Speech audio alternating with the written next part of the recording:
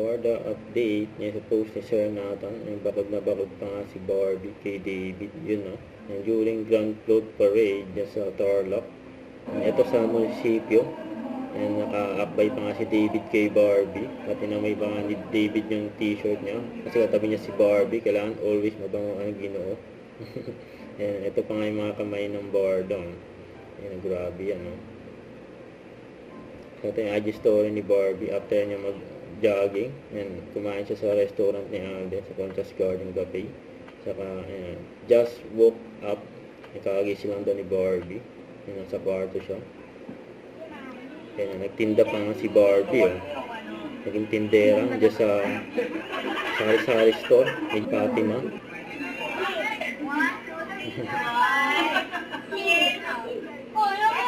Ang ganda ng tindera, oh. Kanya-kanyang labas ng cellphone. Magandang gustong bumili, oh. Bago pa naman ng tindera.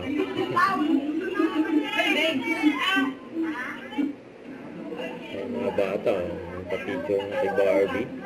Kay Ate Barbie. Doon niya sa bahay nila Fatima. Sarado sila pangit. Alis na si Barbie.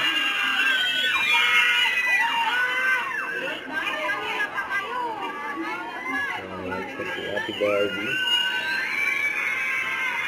Ang daming tao sa labas, oh.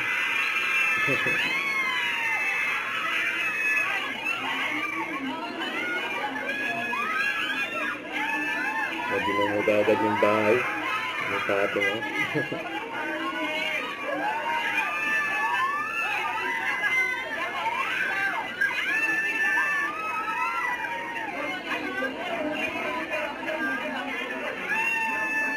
Nangatid na si Barbie.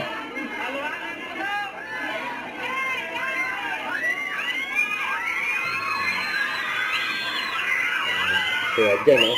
Napunta dyan si Barbie.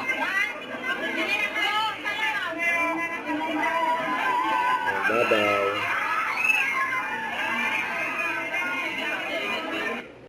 Don't forget to subscribe and click the notification bell for more updates. This is Richard Action Live. Stay tuned for more videos. See ya.